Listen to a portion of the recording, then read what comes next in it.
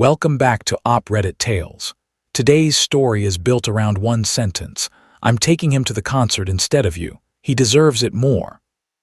As you listen, think about how many lines you would have let her cross before you finally walked away. I did not mind supporting her. That is what you do when you love someone, right? You build a foundation so they can build their dreams. At least that is what I told myself every time I paid the rent, the utilities, the grocery bill, and even her student loan minimums while she found her artistic voice. I am 28. I work in logistics, supply chain management for a mid-sized manufacturing firm. My day is spreadsheets, shipping containers, and fires between warehouses in Ohio and distributors in Shenzhen. It is high stress, long hours, and it pays enough for a decent two-bedroom in the city and a good savings rate. Alina, 26, worked about 15 hours a week at a boutique coffee shop and spent the rest of her time painting. I respected that. I wanted her to succeed. I thought I was being the supportive partner, the rock. The real problem was not the money. The real problem was Julian. Julian was Alina's best friend from college. 27, multidisciplinary creative, which mostly meant sleeping on my couch and eating the food I paid for. The pattern was always the same. I would come home around 7, tie loosened, drained from the day, just wanting quiet. Julian would be barefoot on my coffee table, sketchbook in his lap, while Alina cooked with ingredients I had bought. "Hey, the corporate drone returns," Julian would say. "How was the rat race? Did you win?" He had that kind of arrogance that comes from never paying a mortgage. "Hi, Julian," I would say, swallowing the irritation. I would kiss Alina on the cheek. She would usually be too busy laughing at whatever Julian had just said to really look at me. This was the first red flag I ignored. She laughed louder at his disrespect than at my effort. About 2 weeks before her birthday, I picked up nice ribeye steaks on the way home, just to do something special on a Tuesday. I cooked them perfectly. Julian stayed, of course. He never asked. He just grabbed a plate. Halfway through dinner, he started one of his lectures. "I just do not know how you do it, man," he said, waving a fork full of my steak. "Trading hours of your life for a paycheck. It is so transactional. Do you not feel your soul shrinking every time you clock in?" "It pays for the apartment you are sitting in," I said quietly, "and the steak you are eating." Alina dropped her fork. "Do not be rude," she snapped at me. That hit harder than Julian's words. I was rude for pointing out reality. "I am being rude," I said. "He just insulted my entire life while eating my food." "He is not insulting you," Alina sighed. "He is talking about the system. You take everything so personally. You are always so defensive." "It is just philosophy, bro," Julian added, sipping the wine I had been saving for a special occasion. "I prioritize freedom over comfort. I could not be caged like that." "It is easy to prioritize freedom when someone else is paying for your comfort," I said. Alina stood up. "Okay, that is enough. If you are going to be in a bad mood, go to the bedroom. Do not take it out on Julian. He has had a rough week. His gallery submission got rejected." I looked at her, really looked. She was defending the guy insulting me in my own home. I was exhausted. I knew how that fight would end with me apologizing for being unsupportive. So I stood up, left my half-eaten steak, and went to the bedroom. 10 minutes later, I heard them laughing again. That should have been the end. Instead, I stayed, telling myself 3 years together meant I had to see it through. For her birthday, I decided to go big. Alina was obsessed with a band called the Midnight Echo, an indie synth pop group that had blown up. They were doing a one-night show in our city. Tickets were sold out. Scalpers were asking $1,000 each. I called in a favor with a vendor at work who knew someone at the arena. For a week, I juggled emails and calls. In the end, I got 2 VIP floor seats, early entry, front section, the works, $1,200 total. It was a crazy amount of money, but I told myself it would prove something, that I listened, that I cared, that I was more than a corporate drone. I printed a mock ticket to put in a card. 3 days before the concert, I came home early. Julian was not there. Alina was painting in the living room. "Happy early birthday," I said, sliding the envelope across the table. She opened it. Her eyes went wide.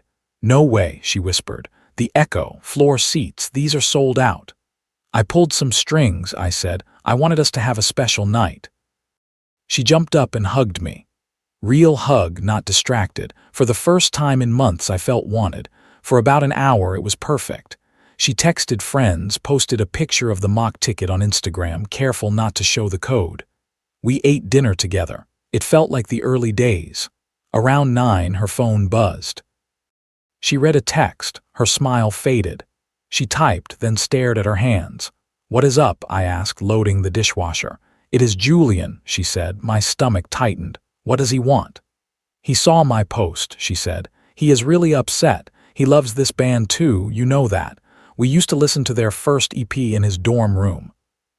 It is kind of our thing, and he has been in a dark place since the gallery rejection. He has been talking like nothing matters. I am worried about him." "Elena," I said, trying to stay calm, "I bought these tickets for your birthday, for us." "I know," she said quickly. She came into the kitchen and leaned on the counter, arms crossed. "But think about it. You like them, but you do not feel the lyrics the way we do. You are just going to stand there and nod your head. For Julian, this could be life-saving. Literally." The air felt thin. "What are you saying?" I asked. She took a deep breath, like she was doing something noble. "I think I should take Julian," she said. "He deserves it more right now." There it was, plain and simple. I waited for her to laugh, to say she was joking. She did not. Her chin lifted instead. "Let me get this straight," I said. "I spent $1,200. I called in favors. I planned a night for us. And you want to take Julian?" "It is not a date," she groaned.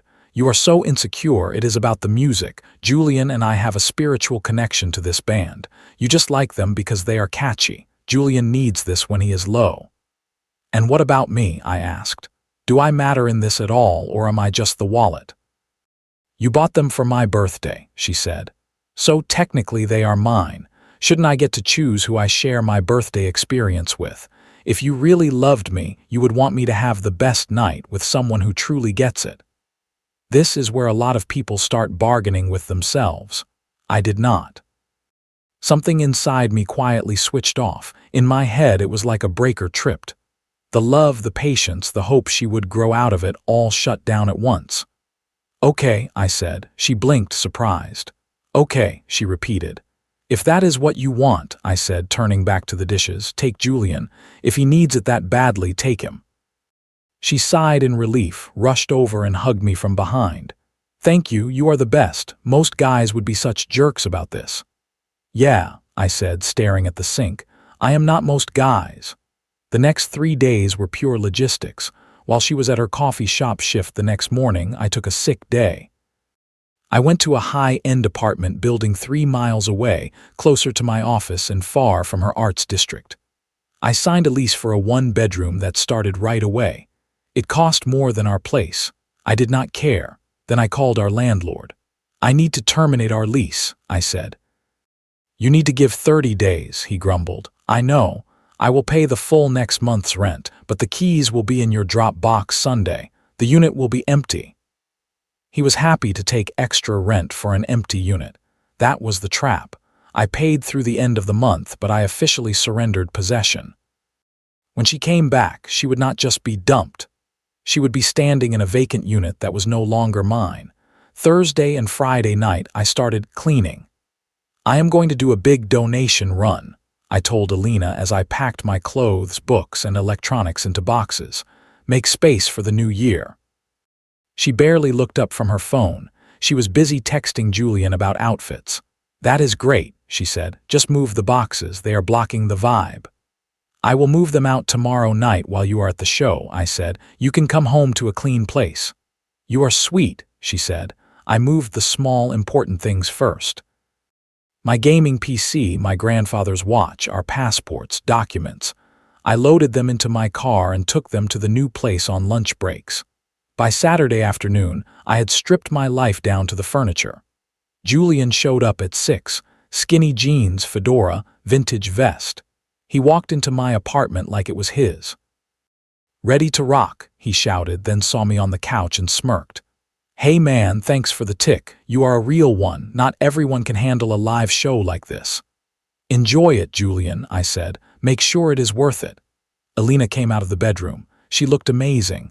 Dress I had bought for our anniversary. Hair done in a way she had not bothered with for me in months.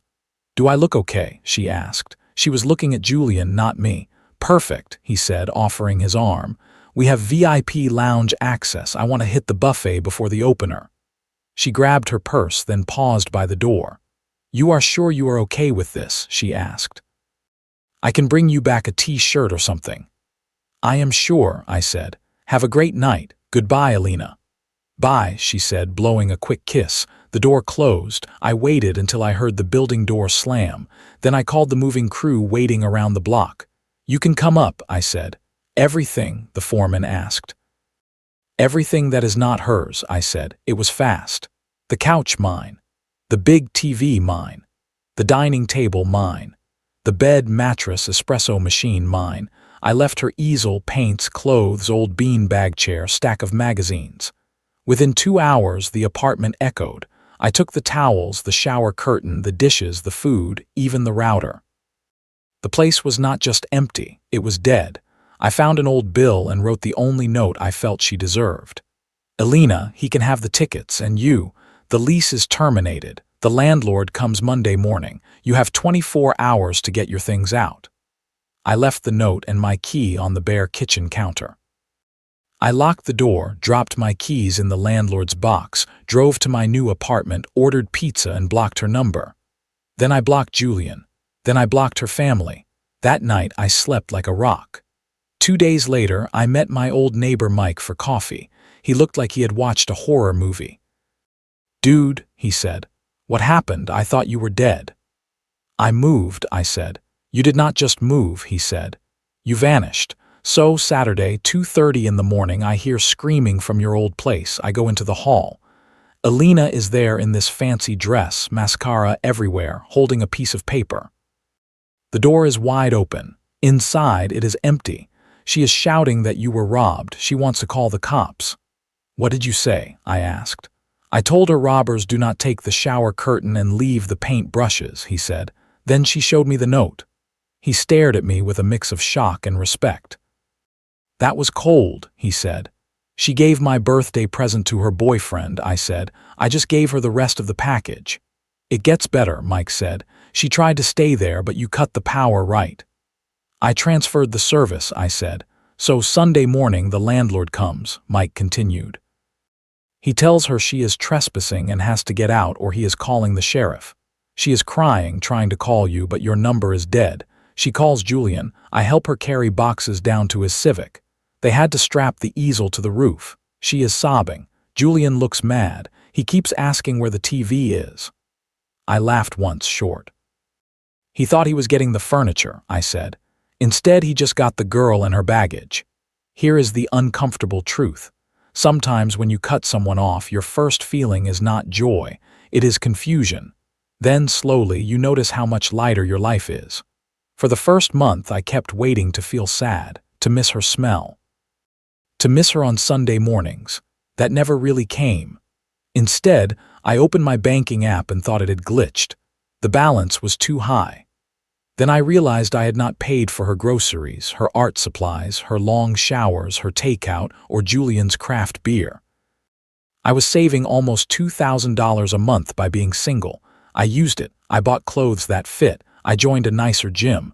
I stayed later at work, not because I had to, but because I did not dread going home anymore.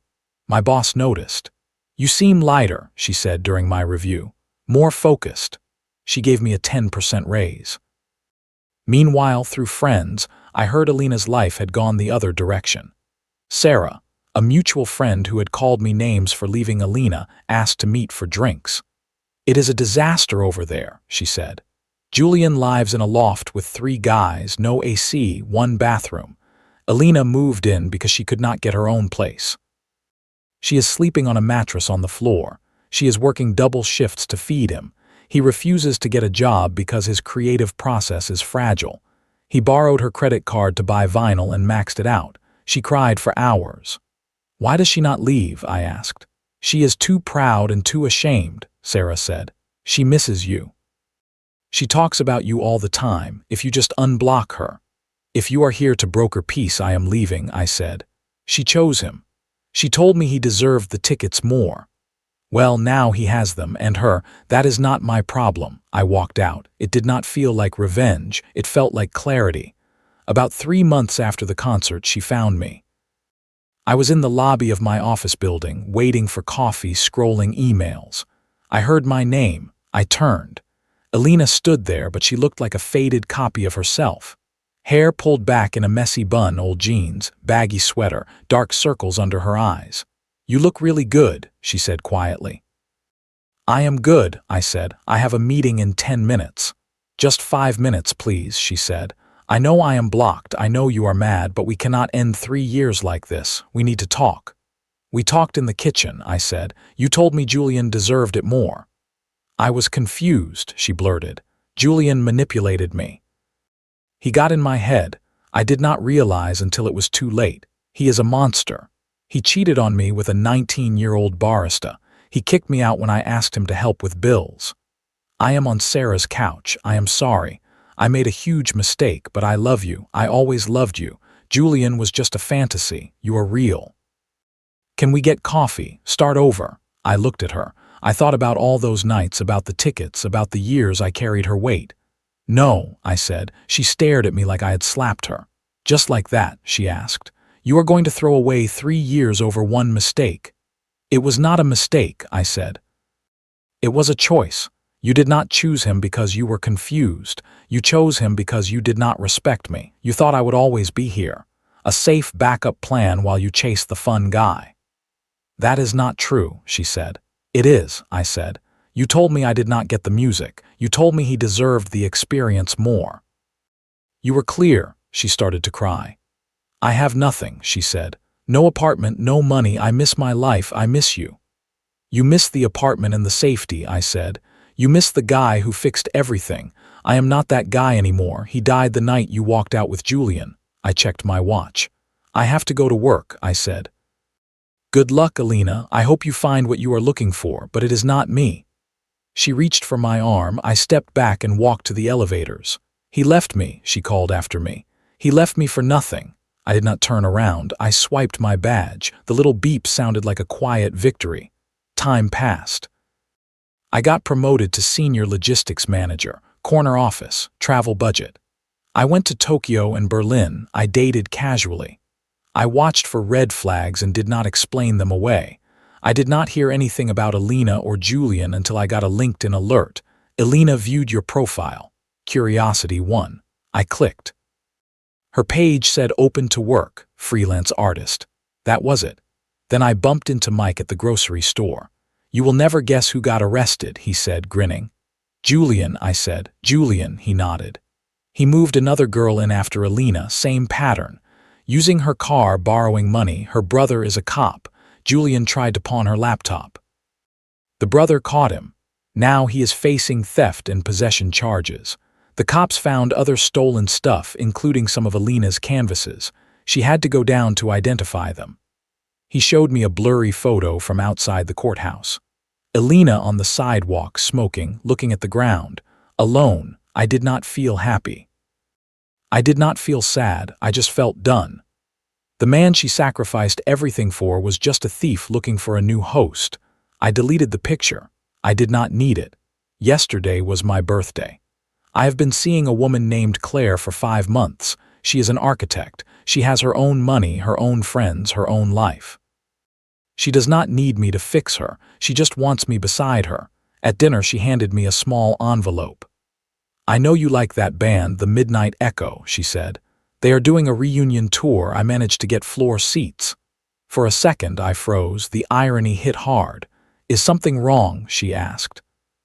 If you do not want to go, we do not have to. I just saw them on your playlist. I looked at her. She was not testing me. She was not holding the tickets over my head. She just wanted to give me something I would enjoy. No, I said, smiling. It is perfect. I would love to go. Good, she said. Fair warning. I do not know all the lyrics, so you might have to sing for both of us.